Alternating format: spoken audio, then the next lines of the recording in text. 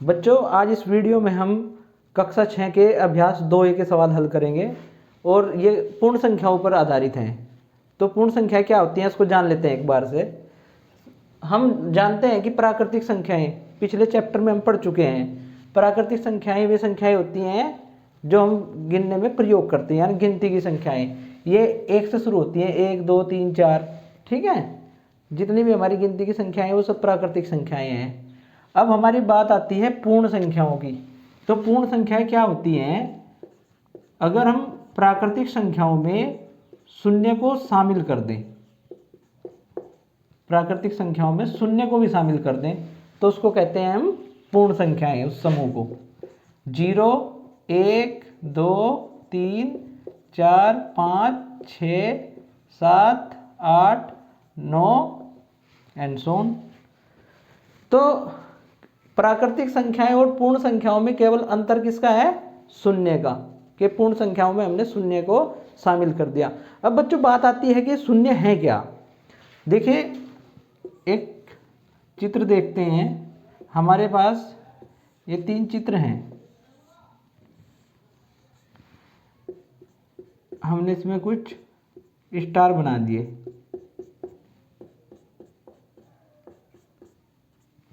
ठीक है। मैं आपसे पूछता हूं कि जो हमारा पहला आयत है या चित्र है इसमें कितने स्टार देखते हैं आप कहेंगे 1 2 3 4 5।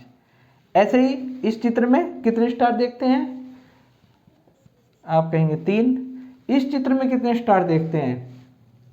दिखता है कोई स्टार? नहीं। तो आप कहेंगे कि कोई नहीं। ये जो कोई नहीं है बच्चों, इसको गणित में शून्य कहते हैं और उसको प्रदर्शित करते हैं प्रतीक से, शून्य। तो इस शून्य को हमने प्राकृतिक संख्याओं में शामिल कर दिया। इस प्रकार से हमें पूर्ण संख्याएं प्राप्त हो गई। अब देखते हैं पूर्ण संख्याओं का संख्या रेखा पर प्रदर्शन।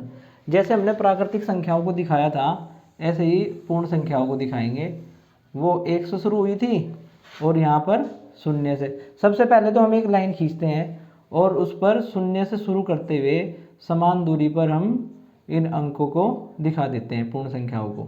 1 2 3 4 5 6 7 8 9 और ऐसे ही आगे तक। तो आप देखते हैं कि जैसे ही हम इस संख्या रेखा पर बाईं ओर से दाईं ओर चलते हैं तो हम बढ़ते हुए क्रम में चलते हैं। अर्थात हम कह सकते हैं कि जो हमारा शून्य है, शून्य का से अगली जो पूर्ण संख्या है वो 1 है, यानी शून्य की उत्तरवर्ती पूर्ण संख्या 1 है और 1 की उत्तरवर्ती 2 है, 2 की उत्तरवर्ती 3, 3 की उत्तरवर्ती 4। इस प्रकार से हम उत्तरवर्ती संख्या यहीं से ज्ञात कर सकते हैं संख्या रेखा से। ऐसी पूर्ववर्ती यानी उससे ठीक पहले की किसी पूर्ण संख्या से। तो हम देखते हैं कि अगर हम 6 की पूर्ववर्ती पूर्ण संख्या ज्ञात करें तो 5 होगी। ऐसे ही 5 की पूर्ववर्ती पूर्ण संख्या 4 हो जाएगी और 4 की पूर्ववर्ती पूर्ण संख्या 3। ऐसे ही हम आते हैं, अगर 1 की पूर्ववर्ती पूर्ण संख्या ज्ञात करते हैं तो शून्य आती है। तो शून्य से छोटी तो हमारे पास कोई पूर्ण संख्या नहीं है। तो इससे निष्कर्ष क्या निकलता है बच्चों कि शून्य सबसे छोटी पूर्ण संख्या है। और अगर हम बढ़ते क्रम की बात करें, हम उत्तरवर्ती की बात करते हैं, तो हम कितनी ही बड़ी पूर्ण संख्या लिख लें उसमें 1 जोड़कर उसकी उत्तरवर्ती पूर्ण संख्या ज्ञात कर सकते हैं। तो इससे क्या निष्कर्ष निकला कि सबसे छोटी पूर्ण संख्या तो हमारी शून्य है, लेकिन कोई भी पूर्ण संख्या सबसे बड़ी संख्या यानी पूर्ण संख्या नहीं है, ठीक है। इसको देखते हैं बच्चा उदाहरण के माध्यम से। 1 की पूर्ववर्ती पूर्ण संख्या यानी 1 से ठीक पहले की, ठीक पहले की के लिए हम क्या करेंगे? 1 घटा देंगे। 1 से 1 घटाया तो ये शून्य आ गया, ठीक है। 13 की पूर्ववर्ती पूर्ण संख्या क्या हो गई? 13 से ठीक पहले यानी 13 से 1 कम अर्थात 12 आ गया। 14 की अनुवर्ती या उत्तरवर्ती पूर्ण संख्या 14 के ठीक बाद की यानी अगली, 14 + 1 ये आ गया हमारा 15। तो इसमें कुछ मुख्य बिंदु ये निकल के आए। हमने देखा शून्य सबसे छोटी पूर्ण संख्या है, ठीक, और कोई भी पूर्ण संख्या सबसे बड़ी पूर्ण संख्या नहीं है, ठीक है। एक बिंदु और लिख सकते हैं हम कि प्राकृतिक संख्याओं में हम किस संख्या को शामिल कर दें कि वो पूर्ण संख्या बन जाए। तो उसका उत्तर क्या होगा? उसका उत्तर होगा शून्य। प्राकृतिक संख्याओं में हमने क्या शामिल किया? केवल शून्य। तो ये पूर्ण संख्या। आइए बच्चों अगला टॉपिक है क्रमागत पूर्ण संख्याएं। इसमें क्या है बच्चों, ये दो समूह है संख्याओं के, इसको ध्यान से देखिए, 2 3 4 7 8 9। इस समूह में हम देखते हैं कि 2 में अगर हम 1 जोड़ते हैं तो हमें 3 प्राप्त होता है, अगर 3 में हम 1 जोड़ते हैं तो 4।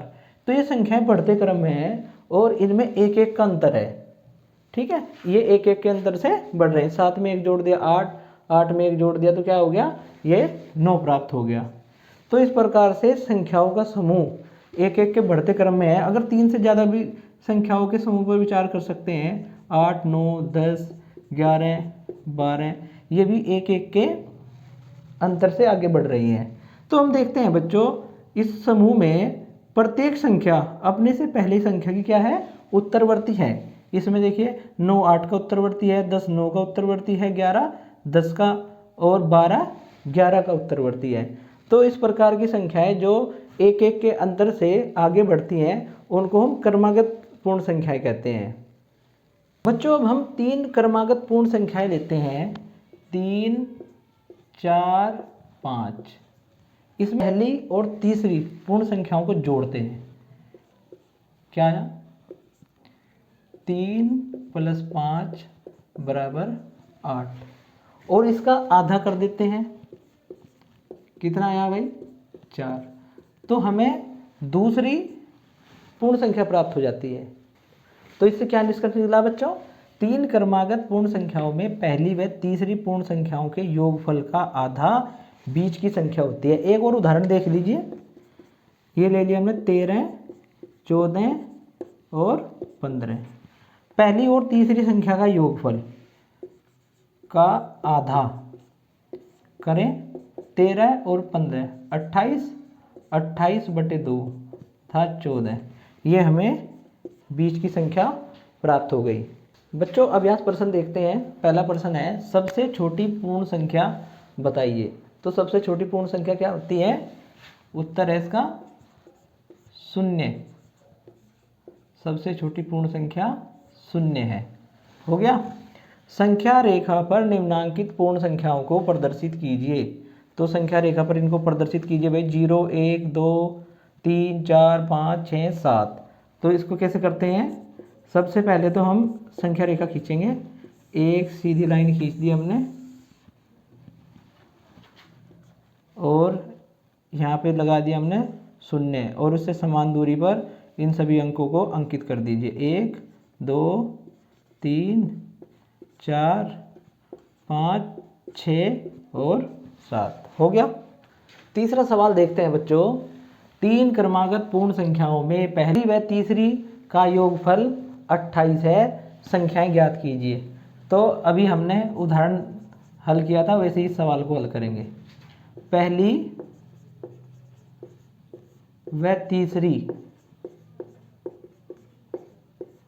पूर्ण संख्याओं का योगफल